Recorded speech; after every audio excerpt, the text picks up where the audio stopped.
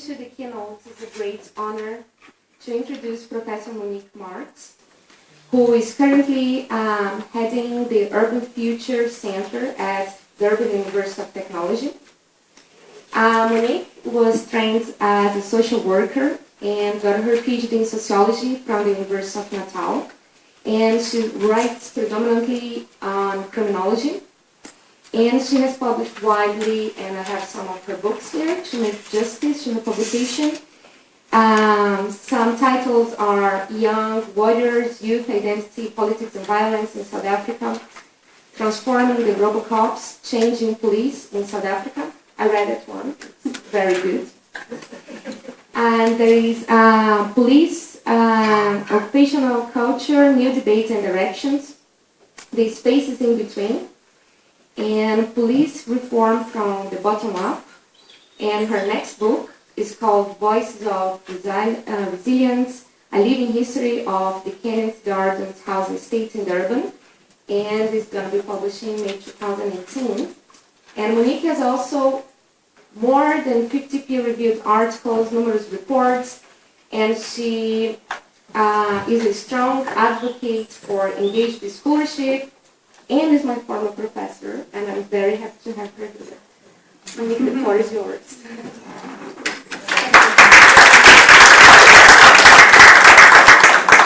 Okay, good morning, everybody, and thank you, Andreza, and everybody else at Oxford for inviting me. I feel like a bit of an imposter, I have to say, criminologist in an urban conference. But I'm going to keep this talk somewhat, hopefully somewhat informal, and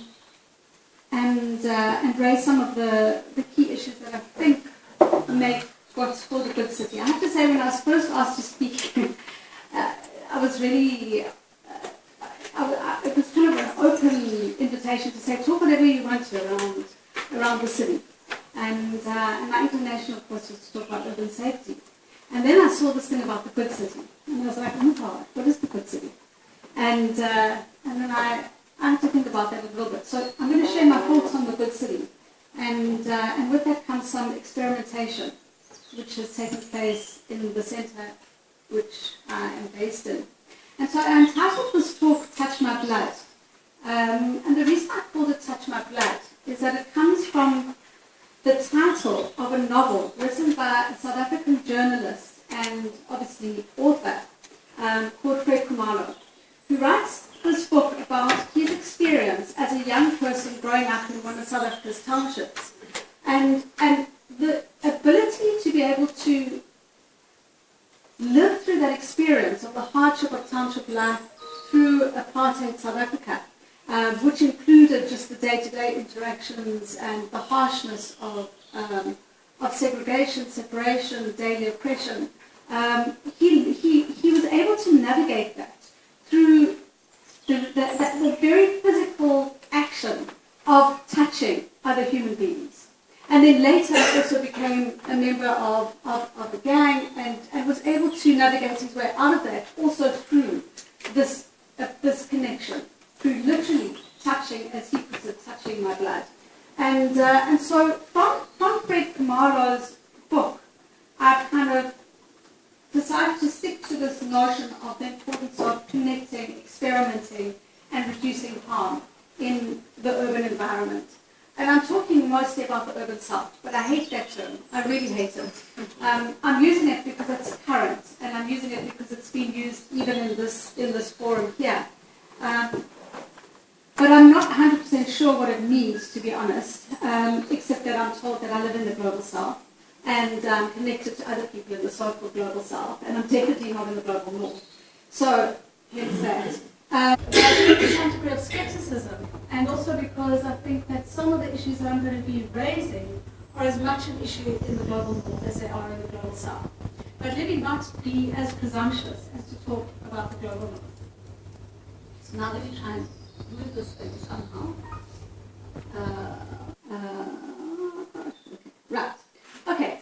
So I thought what I would do, because as Michael was saying yesterday, this is as much a discussion about normative values, about how we would want to see the city, in as much as it is about anything else. And so I thought I would talk about key values or ideals in a normative way that we would want to see cities look like to make them into good city spaces. And so I wanted to throw around some ideas. Please note that a lot of these ideas are not mine. They are borrowed, and I haven't gone about referencing every single idea, but rather borrowing from them to make some kind of sensibility of the various things that I think make a good city. And then I'm going to talk about two different stories and how these connect to it. So for me, the main thing, which comes from John Feinstein and other people, is about this notion of human flourishing. That if cities don't allow people to flourish and to be able to reach their core potential, then that makes them less than good cities. That's the first thing. The second thing for me is this notion of consciousness. And that if a city is a good city, for me, it is conscious not only in the way that it's designed, and I'll come back to that, but also in the way that people relate to one another on a day-to-day basis. That there has to be some idea of the conscious manner in which we relate to each other. And again, I'll come back to that and where these ideas come from as this talk proceeds. For me, cities are good cities when they are experimental. And if cities refuse to experiment because they are risk averse, I think that is a real deterrent from being able to develop a good city, because without experimenting, we really don't know what the possibilities are.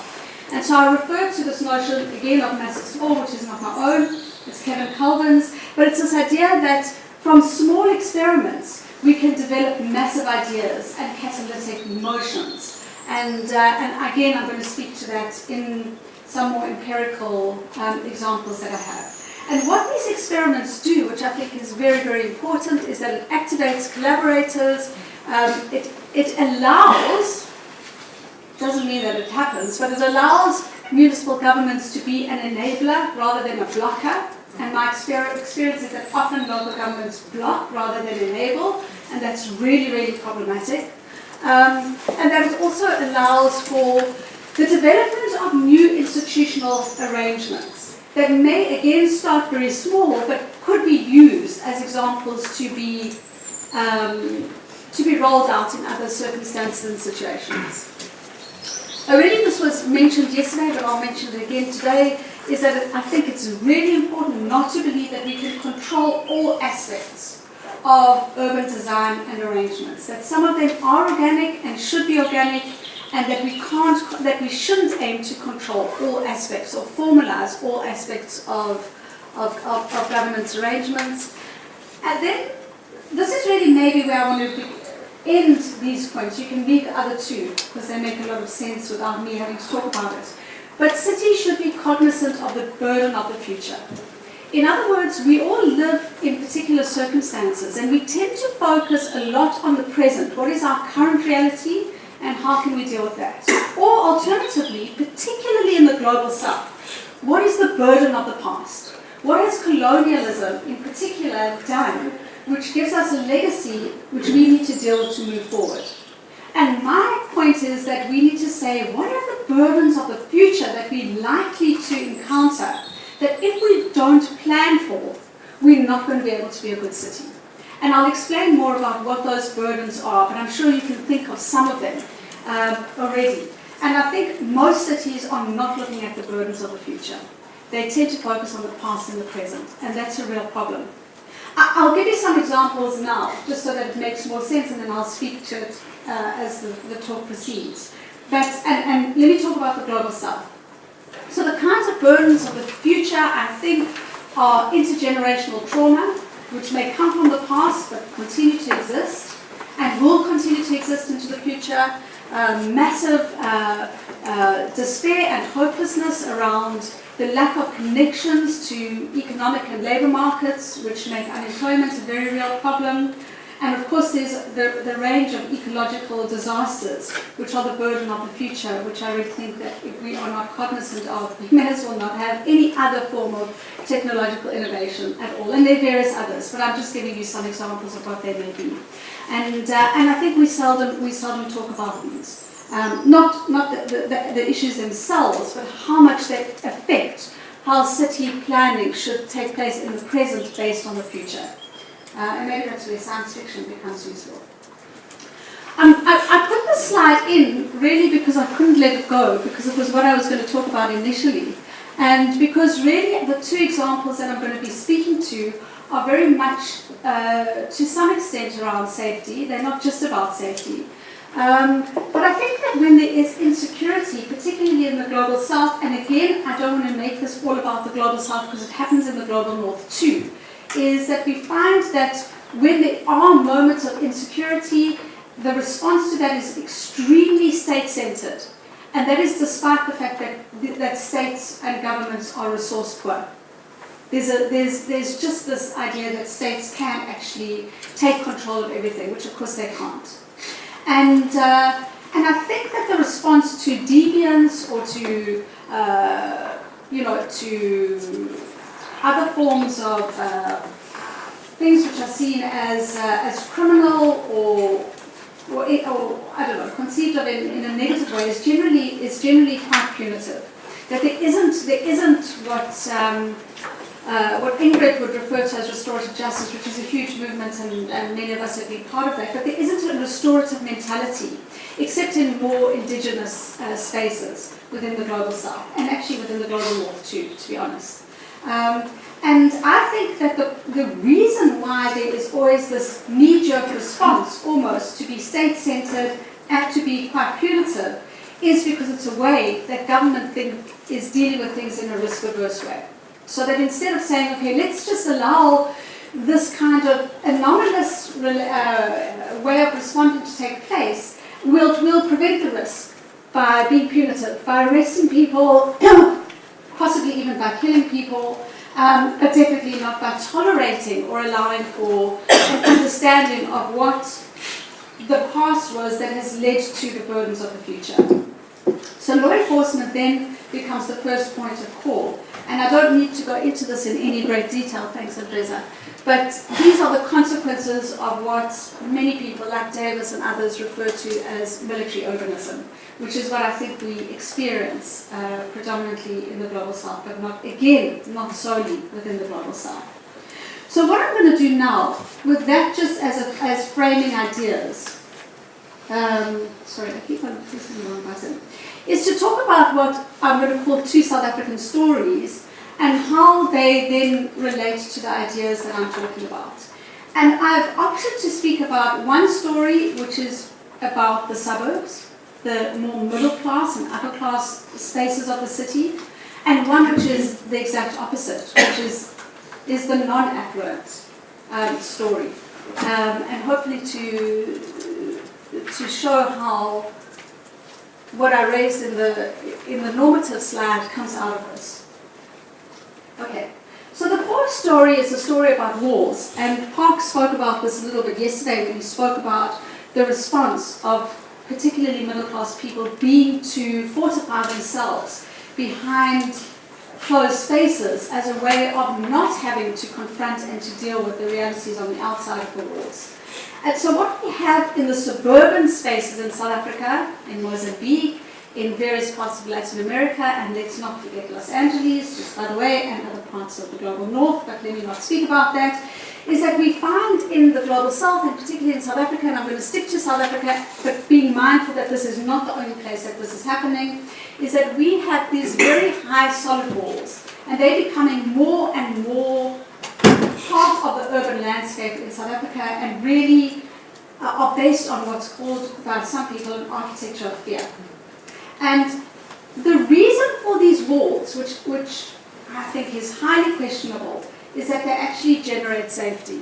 The research that I've done has shown that this is not true at all, and I'm not going to get into that, but I think that there is this belief that goes with walls. So what do these walls do? These walls have very, very serious impacts. Firstly, they create false boundaries between people, and between other living beings, and between things.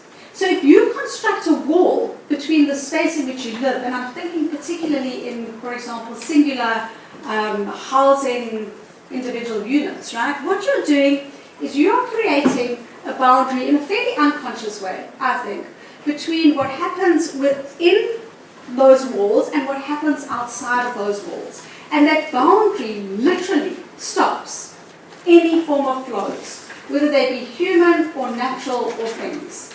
And there are a whole number of consequences to that. And the consequences are the following, as they've been listed. Firstly, it creates alienated and atomized citizens, people that don't feel in any way connected to one another.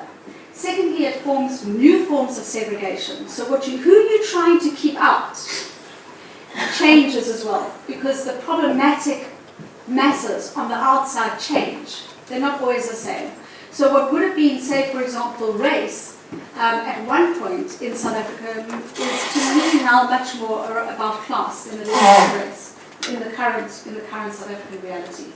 I think actually what happens is the unintended consequence is that people feel actually more insecure than less insecure, because you don't know what's happening on the outside of that boundary wall. And I don't think that makes people feel particularly comfortable, or it may temporarily make people feel that they are.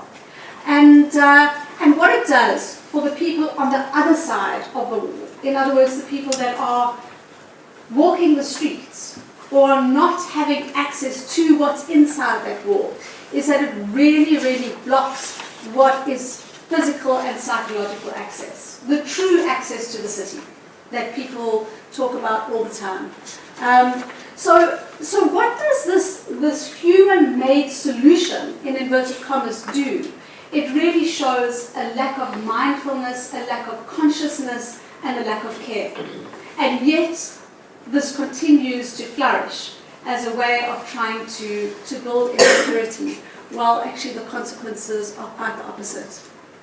I'll get back to that. So I thought I would show a photo of what the suburban space looks like in South Africa, in many spaces. And you'll see over there these very solid, impermeable walls. You'll see that, for those people that are into CPTD, crime prevention through environmental design, there is no ability for natural surveillance to take place in those circumstances. There's no connection. There can't be a connection to the street or the neighborhood. It's not possible to have any connection if that's the boundary that you're going to choose to establish outside of on the perimeters of your living area. And what does it signal to the people on the other side of the wall? It signals, stay away. Don't come in. We don't want you. And that is really a harsh signal to give to other human beings that are also part of the city, that are part of the same space that we exist in. But I think for me, even more shocking is if you look at that top picture, the technologies that are used and the mentalities used, to use sort of Foucauldian language, to secure the people that live inside the walls, is actually that they are designed with the intention to harm and to hurt intruders, right? So if you are going to interface with that electric barbed wire, you're not going to come off very well. You are going to be harmed. And people living in those spaces are intentionally wanting to harm other human beings that are trying to come in. Now that's quite a harsh reality, in my view, for us to be living in spaces that should be transforming. This is the opposite. This is also in a suburban space, but in a low-income suburban space. And for me, that's a radical suburban alternative, where the walls don't exist. And just as a matter of a story around this, because these photos come from research that I did with a police officer, where we actually looked at what the possibilities for violent crime were in the high-walled spaces as opposed to places that didn't have high walls. And I won't speak about the results of that. You can ask me questions about it later. But interestingly, when we went into this particular house, and you can actually see that they've taken the walls down. The walls did exist at one point. And I asked the woman who'd lived there, and I said, how long have you lived here for? And she said, 17 years. And I said, have you ever experienced any crime? And she said, yes, I've had one cell phone stolen. That's it, in 17 years, right? And so what is this particular design, architecture, if you want to call it that? it really does allow for the connection between the home and the pavement. And there's something very sort of Latino-ish almost about that, although there isn't that kind of veranda space or that patio space that you may find in a more Latino environment, suburban environments. It also allows for natural surveillance, so that may be why only a cell phone has been stolen. It'd be very difficult to enact a very serious organized crime in that household because it would be very visible. And so there's no man-made barrier, and I'm using man-made very consciously and woman-made, however you want to call it, between other human beings and other things, because things are important. If we looked at that last slide and we saw the barbed wire, that is a thing, but that thing is highly animated. It's not just a thing, it acts. It acts and it has impact. And so I think that's really important for us to remember as well. And so essentially what's important about this design, about this breaking down of the walls, is that it allows for flows, both human, natural in terms of environmental, and thing-like. I couldn't think of another word, so thing-like is not, I haven't borrowed it from anyone, except from my own crazy imagination. Okay, story number 2, and I'm going to come back to both of these stories in a second, is on the other side of the suburban middle class. Because even that one home is in a fairly lower middle class area. Okay. But I spend a lot of time now working with people who use drugs, and particularly people who use heroin, most of whom live on the streets. And this is becoming an increasing issue in the suburban, in the global south. But of course, it is also a problem in the global north. I mean, interestingly, heroin is on the increase in places like France and the USA, in as much as it is in the global south. So as much as anybody else, people who use drugs, and for those of you who work with so-called key population groupings, that's just an acronym, PWD, people use drugs, they are part of the urban landscape, they are impacted by the urban landscape, but they also impact upon it. So that they create their own spaces and their own ways of coping with the urban landscape. And of course they choose how and where to live based on what is accessible or not accessible to them in the urban landscape. They are an incredibly vulnerable grouping and often don't engage in health-seeking and welfare-seeking behavior, which makes their daily existence much harsher. And of course, through the immediate return to punitive military-like responses, we have people that are shunted between spaces all the time. So people who use drugs who may congregate in communities tend to be taken out of one space, placed in another. They're just seen almost, I think, as non-human entities living in urban spaces. And where does this come from? It comes from what I see as an incredible moral conservatism, which governs the way in which we understand certain population groupings. So that people who use drugs are seen as lacking in some form of morality, rather than being people who have either chosen to live in a particular way or whose realities have led them to try and blunt the daily harsh existence that they live in. And so people who use drugs, who live on the streets, who are not the kinds of people that take cocaine once a month and are corporate executives, are generally people that are struggling with intergenerational trauma and with the trauma of the present, and that they, in my understanding, experience zero human flourishing, none at all. There's no possibility of human flourishing for them, and there is no psychological access to the city. That doesn't exist. They do not feel that the city is their space at all, especially when they're being shunted backwards and forwards. And so for me, there has to be an alternative to this way of dealing with people who use drugs in the city, and for it to be a good city.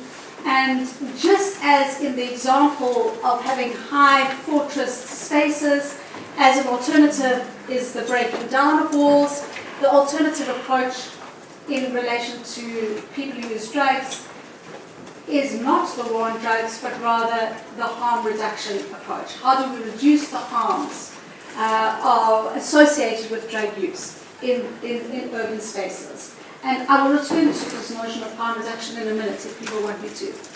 So this is what our streets and cities look like for people who use drugs. These are a group of low-income heroin users who are scrambling for bits and pieces to get by in their daily existence.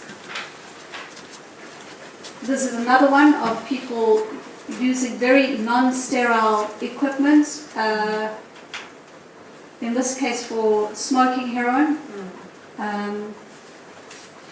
This is the response that they receive, rather than any form of help or attempt to gain access.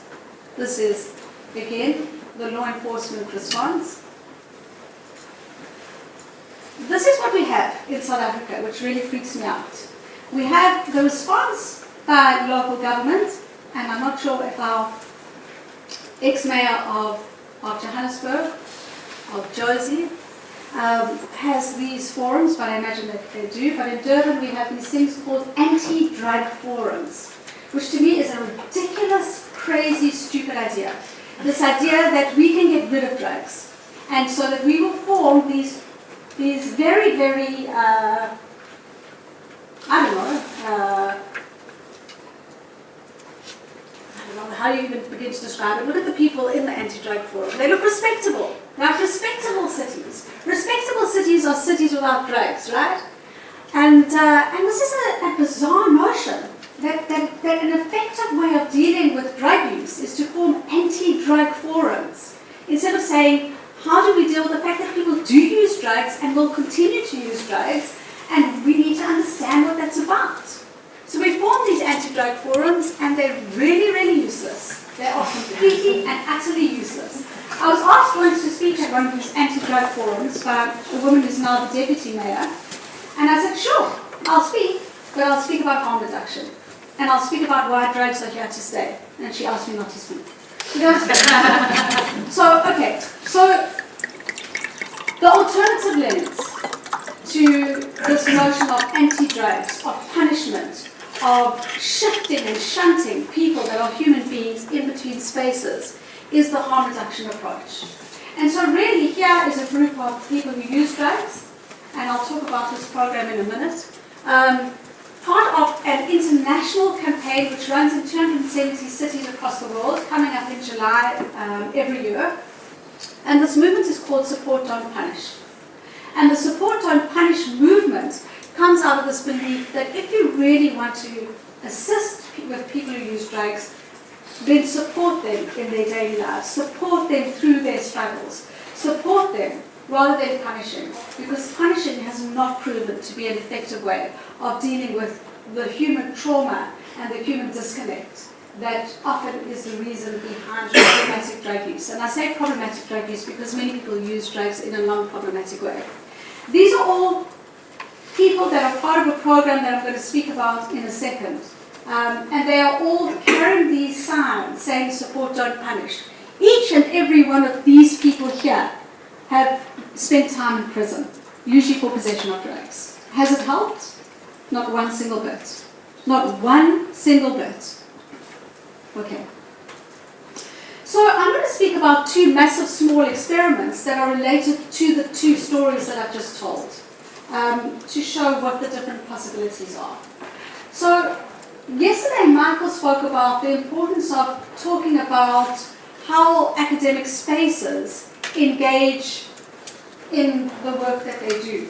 At the Urban Future Center where I'm based, what we do is we have this philosophy that every bit of research that we do has an engagement component. Okay, so that we don't just simply theorize and write about things, we also engage directly in the issue and see what ways we can, what inroads we can make to bring about possible changes in the massive small. So we begin small with the hope that that becomes more catalytic. So we have a project linked, well, one of our projects in the center, which is called Imagine a City Without Walls. And it's literally about that. It's literally about what would the city look like if there weren't these walls? How would levels of connection change? How would the urban design allow for better flows? how would we make people feel more inclusive? Would this happen if there weren't walls in the suburban urban space? And so we've linked up with one of Durban's oldest and most well-known cultural organizations, the Alliance Française, and we have a project with them which is called Alliance Without Walls.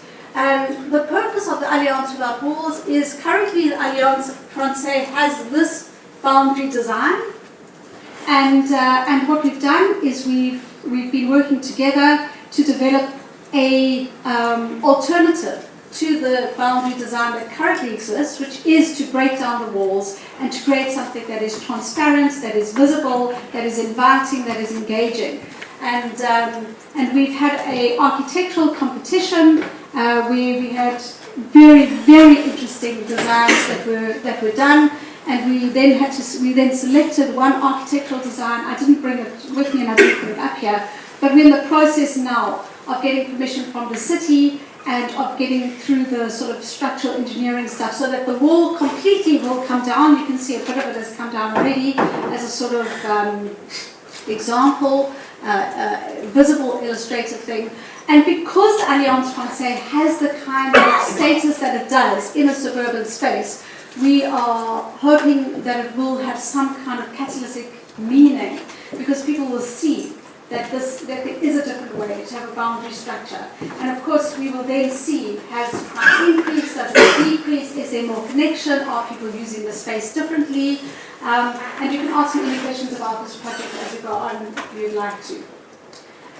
In regards to the people who use drugs, the heroin use issue, which is a major, major part of the urban landscape in Durban, we have developed, together with a group called TB HIV Care, which is an NGO, so it's the Urban Future Centre, with TB HIV Care, have started the very first opiate substitution therapy demonstration project in the country.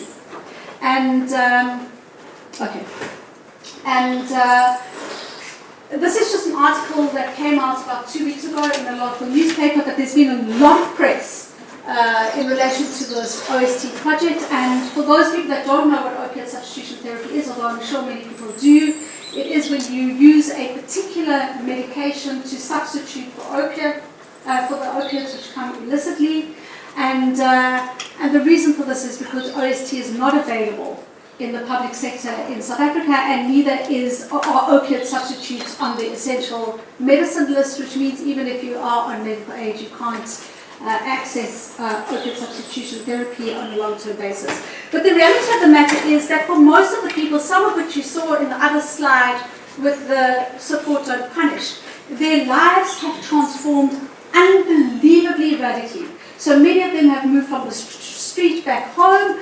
12 out of 50 have found jobs in either the formal or the informal sector. The connection between individuals over here is incredible. We've linked up with the business forum in the area in which this project is based. And so there's ongoing integration between people that are part of the project and the society from which they were shunted previously. But it is a way of demonstrating to the city, in particular to the municipal government, although we work very closely with the Department of Health at the national and provincial level as well, that there are alternatives to a law enforcement approach that need to be looked at. I'm not going to go into this because I only have 10 minutes left, but I'm just going to mention, and we can come back to this if you want to, that there really are 4 useful, for me, conceptual frameworks which guide the way in which I think and in which I understand what the good city could look like and what the alternatives are to what I see as a currently not particularly good city space in either the global south or the global north. And that is the idea of nodal governance, which I'll speak about very briefly in my concluding comments, the notion of crime prevention through environmental design, which most people here will be familiar with, the notion of, or the understanding of harm reduction or harm minimization, and I can discuss what the difference between those are, but let's just stick to harm reduction for now, reducing harms as a way of governing. And the other one is the recognition that, of course, we live in the age of the Anthropocene. And we live in the age of the Anthropocene because as human beings we have tried to master and control all aspects of our human existence, particularly the natural world, the ecological, planetary space in which we live, with some very, very negative, lots of very, very negative consequences. And thinking through the Anthropocene lens allows us to become much more conscious if we take the positive components of the Anthropocene out, of living more mindful, conscious, aware and connected lives. I've got them down here, but I'm not going to go through them, and you're welcome to look at them in your own time. So then for me, it's all about breaking with tradition, with the way that we've always done things in the global south, to co-creating the good city. And so what does this mean? For me, it means being normatively bold and strategic. And that means visioning beyond bureaucratic inertia, beyond our bounded interests, and beyond this idea that technology is going to sort out all our problems. Technology is not going to do that. Technology is not going to sort out the fundamentally alienated, atomized, and traumatized human condition. There's just no ways. The second thing that I think that needs to be taken into account in co-creating the city is anticipating and planning, as I've spoken about, the burdens of the future, be they ecological disaster, inequality, human dislocation and alienation, escalating fear, etc. These are all the burdens of the future which we need to consider really, really seriously if we're going to be co-creating a good city. Being cognizant of the Anthropocene, and through our cognizance of our attempt, particularly since modernity, but not only since then. I mean, we can talk about the thin Anthropocene, which goes back many centuries, to the thick Anthropocene, which is maybe 100 or 200 years old, but becomes thicker in the last couple of decades, is to learn from that, to be cognizant of what we learn about living in the age of the humans, and to, from that, develop a consciousness which is about human-to-human relations, human-to-earth system relations, and human-to-thing relations too. All of those are important areas of consciousness that we need to consider in trying to develop the good city.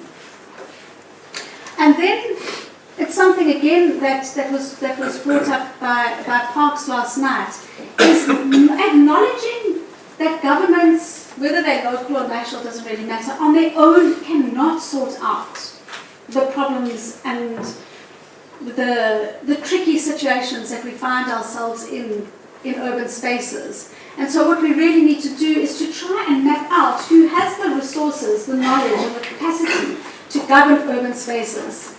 And therefore to deepen and to optimize what I refer to as modal governance, following the work of people like Clifford Shearing and Jennifer Wood and various other people, but other people may refer to as plural governance, and to acknowledge that the state may or may not be the primary actor in trying to sort out various problems that are urban, but that there are many actors, both state and non-state, and we need to find out what their capacities, knowledge, and resources are.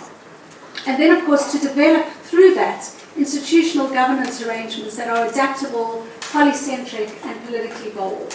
It's not easy to say, as a government official, we are going to accept that people who use drugs are part of our environment.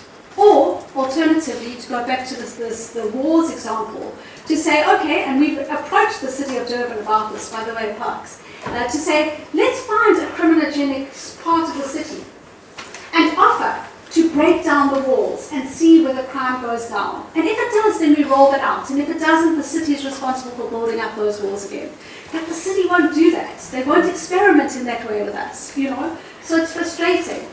And this is the last slide you'll be happy to know, I think, Andrea will, because I've only got 5 minutes left, is to avoid their knee-jerk, moralistic and punitive responses, and in return become more mindful and to look at the problem of the human capacity to destruct rather than to construct.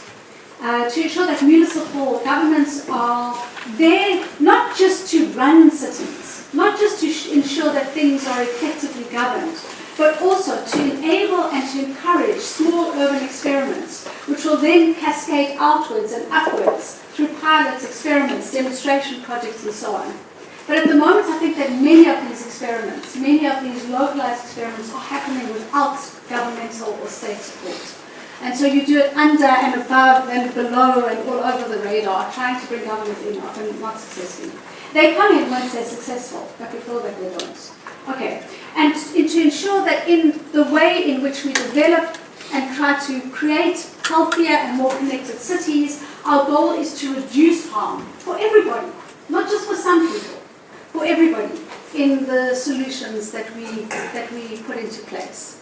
And ultimately, to go back to the very first slide and to think about those people with their banners who are asking for help, they're asking for support, not punishment, is to really place human rights and human flourishing at the center of all urban interventions and experiments, be they state or non-state. And I have to pay tribute to Jane Jacobs, who says, conscience is the ultimate weapon. That's it. Thank you very much.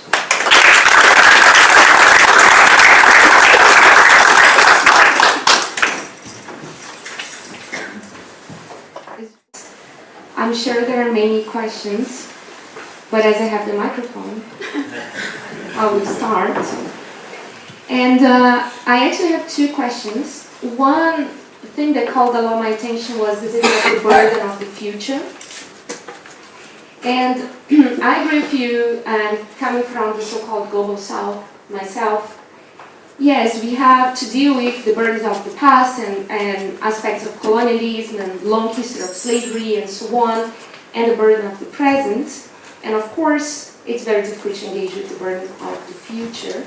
And that's actually the how is my question, you know? Like when the present is so pressing and oppressing, and so intense, and it's very hard to plan for the future when you deal with issues of, you know, informal jobs and housing, and really your day is one by one. So this is a question. And the second question is, when thinking about this provocation you had about global south, global north, and how aspects that we discuss in the global south also happens in the global north, you were talking about walls and made me think about Brexit and, you know, migration and other types of walls where you're here and people are not like really building walls around their house in Oxford, for example, but to migrate, to move between countries, to move between space becomes more difficult with different types of walls, while in places like South Africa or Brazil, the walls we build are against our own people. And that reminds me of that book, A Country at War with Itself, by Arthur, when he discussed exactly that, where you don't have this idea of external enemies anymore, but crime is so ubiquitous and so everywhere that it is walled against, in the city, against the people from that city. And in Rio, for example, now you have military intervention. So you have the military, the war army against its own people. And if you could talk a little bit about that, that would be great. And I just want to see the hands for more questions. So I have need to we answer one by one because I'll forget. Thank you. Okay. Thanks, Andrea. I'll answer the second one first. I mean, the issue about walls is that walls are both psychological and physical. You know, they're not just physical walls. They are psychological walls which we build within our minds, which put us in a different space from other people at a psychological level. And those psychological walls are either the result of physical walls or they lead to the creation of physical walls. And so, and they happen amongst all people in cities, but predominantly I think they happen amongst those that have resources. And so yes, we do have, as Anthony Albecker talks about, we do have a country at war with itself. And I suppose what I'm saying is that these walls, be they physical or metaphysical, are not the solution to anything. I mean, of course, those people who come from the US, I mean, the wall thing is not just metaphorical; it's very real. You know, the wall that Donald Trump is talking about is not a small thing. You know, it's a literal thing of saying keep out of our space, stay away. You know, to Mexican people. Interestingly, just as it was quite a joke to me, but the New York Times during the election period were horrified by Trump and his walls idea, as you can imagine, being a more left-oriented newspaper. And they picked up on the Durban City Without Walls project, which is kind of really bizarre. But I think it was because they were trying to show that this is something that affects people all over the world, and walls are not a solution. They are simply not a solution. But anyway, they are not new. They are not a form of post-modernity or modernity. They've existed since antiquity. And of course, they haven't, you know, they've always been about exclusion. And then to get to the issue of the burden of the present, my answer to you about that is we have to consider the burden of the present. But the burden of the present is going to become the burden of the future. And if we don't take cognizance of it, the burden of the future is going to become much more serious than the burden of the present. So I should have put the present and the future, but the reason I didn't put the present is because the present is what we think we're dealing with, without taking cognizance of what is going to happen to the current problems that we have and how much more extreme they're going to get, you know. It's very easy for ecological scientists to recognize that. It's much less easy for human scientists to recognize the burdens of the future.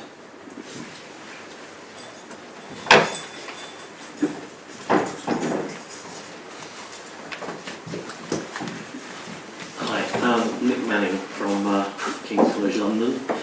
Thank you very much for a fantastically interesting talk. I just wanted to, as it were, push back slightly on perhaps a contradiction in your own position to see what you do with it. You talk about, in a sense, inviting conservative society to accept that harm reduction, to accept that people use drugs in society. What if you turn that argument around about the walls and said, well, you have to accept that people like having walls? I actually lived most of my time in Switzerland, where lots of people surround their houses with walls in a completely different, much safer environment. And the question is, how do you then have policies which, rather than idealistically say they should all go, and you're probably doomed to failure on that, is how we work round and with that issue, a bit like harm reduction. Yeah. Okay. Hi, sorry. That's a question that comes up all the time. You know, it comes up particularly for people who live in gated estates. You know, in other words, so your question is, what does that do for people who have the right to choose the kind of space that they want to live in? You know, it's a complicated, it's a complicated thing that, because in the case that you're talking about in Switzerland, walls are often there not out of because people feel safer, but because of privacy. Yeah, and I think that often we have to balance out what is the cost of privacy. Not in places like Switzerland necessarily, but in places where actually your privacy may cost you your life, to be quite honest, So I think, different spaces require different interventions. And yes, you're right. I don't know if having a wall is a form of harm reduction, but it's certainly about a liberal choice to be able to do what you want in your urban space, right? And that will always have to be something that is weighed up and measured against. But perhaps it's about thinking creatively about, okay, what should the walls look like, and how solid should they be, and how impermeable should they be, and should they be places which make them more visible, and should your behavior as a person living behind that wall be more mindful. So if somebody comes to your gate and says, I have nothing, it's your obligation to actually respond to that rather than to ignore, So that would be my response to the question that you asked.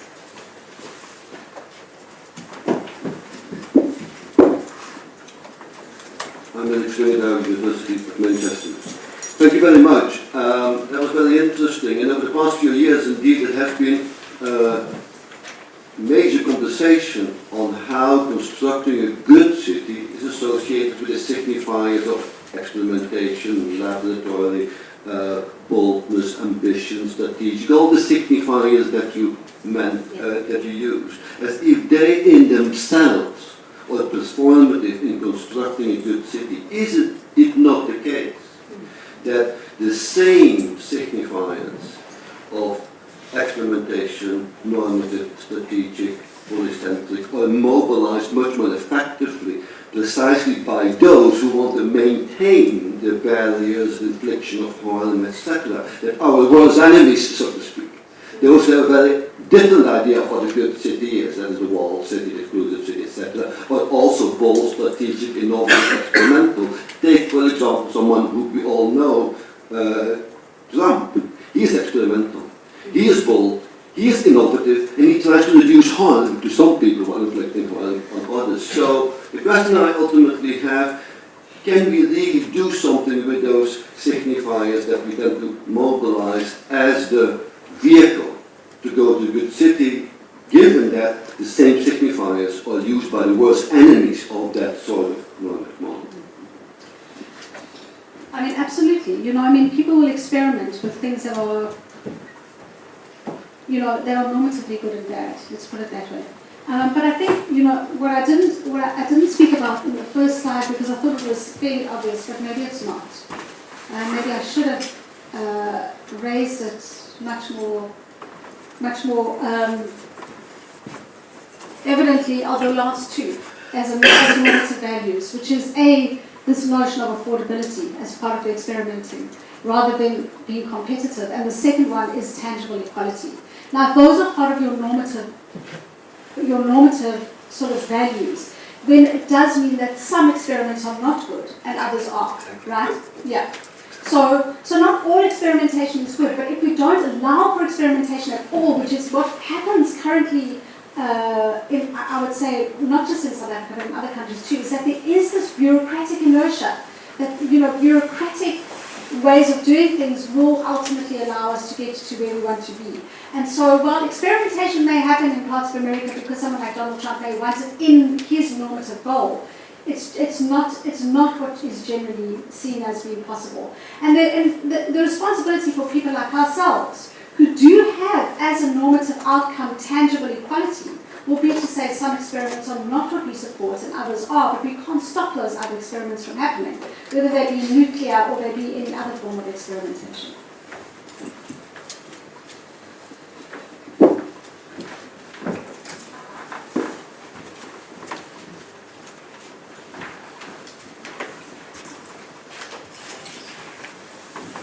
Thanks, Monique, for that wonderful keynote. I wondered if you could reflect a little bit more about the role forgiveness might play in the ways we deal with the burdens as you described them, particularly in contexts where heavily weaponized or heavily militarized interventions to urban violence have led to irreparable harm or death.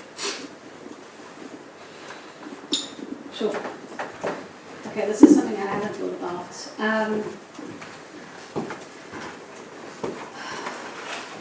But it certainly is something that comes up all the time in relation to, in the South African context around the burden of the colonial past. And how do we move beyond the hurts of the past to be able to deal with the burdens of the future? And in that lies some degree of forgiveness, you know. And I think that a lot of the emerging new democratic South Africa was about forgiveness. It was about that, but it's proven very, very difficult to achieve. And in my understanding, part of the reason that forgiveness is so difficult is because the future looks so bleak, you know. And so if there was a possibility of a glimmer of a hope in the future, it may be more sensible to feel that forgiveness as having real consequences. And at the moment, that really isn't the case at all. But I do think that it is something that needs to be spoken about a lot more without the religious connotations that often are associated with the notion of forgiveness. So I think it's something useful. I haven't thought adequately about that, but I do know from my experience and from talking in forums around, you know, can we reach this goal of the post-colonial? Is it possible to reach the post-colonial goal? People are very resistant to that because of the fact that they just don't see a way out of the colonial past into the post-colonial future. And so forgiveness then becomes incredibly difficult to achieve. I think it's not easy to achieve forgiveness when there doesn't seem to be any fundamental change or different way of thinking going forward from both sides, actually, not just from one side. And it's a conversation that I think needs to continue. You know, I mean, will Syrians ever forgive the Americans, for example? Well, there's a lot that depends on. You know, is there going to be anything constructive about what comes out of that intervention? And let me not say what I think, but I mean, that's really the answer.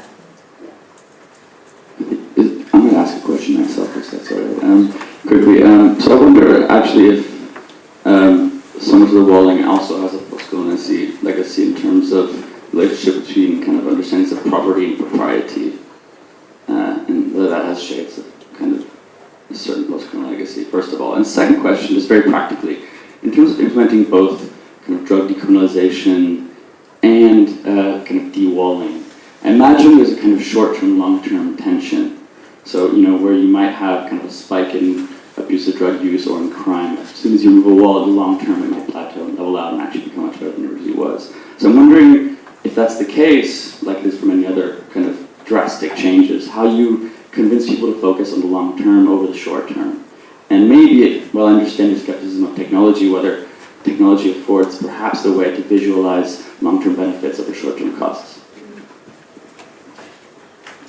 Look, I'm certainly not anti-technology, that's not what I'm saying. I'm just saying that the technological fix is not going to fix all conditions of human existence and human suffering. But I think certainly technological innovations and current mechanisms can go a long way to developing scenarios that would help us to vision far more forward in the immediate future. And I think that that's useful. But I sometimes think that, you know, that we can only see further into the future when we look beyond the today to the tomorrow and the next week, and then see what happens from there, and then try to imagine what could happen at a longer term basis. But we really don't know with absoluteness what that's going to look like, right? So you could have a period where breaking down the walls does lead to a less criminogenic existence for a period, and then maybe things turn around again when there's, say, for example, high levels of conflict between different groupings that are internal to a particular space, and then that may create new forms of insecurity. And you may find that there are other ways of having to deal with that, and it may mean refortressing at some point. And that may happen even in working class spaces. So, you know, these are all possibilities that are, you know, they are the unintended consequences that we always speak about. And we can't account for all of them, but what we do know is that our current solutions are not being effective. And so there has to be some way of at least saying what is an alternative, and not to say that the alternative is an absolute. And that's why the question about privacy is an important one, because there are competing interests all the time around this. In relation to the harm reduction thing and drug use, I think that that's a fairly long-term solution, because I think we've had 150 years of criminalization and penalization, which has not proven to have any positive results at all. And I'm sure 150 years ago they thought in the long-term future that would work, and it hasn't. So let's give it a try, you know, at least, and see. You know, there are no guarantees, because human interactions are so unpredictable. And then we may need to experiment again. We are just on time, and it was fascinating conversation, and thank you so much for having interacted with yesterday's panel as well. So let's thank Monique for this amazing presentation.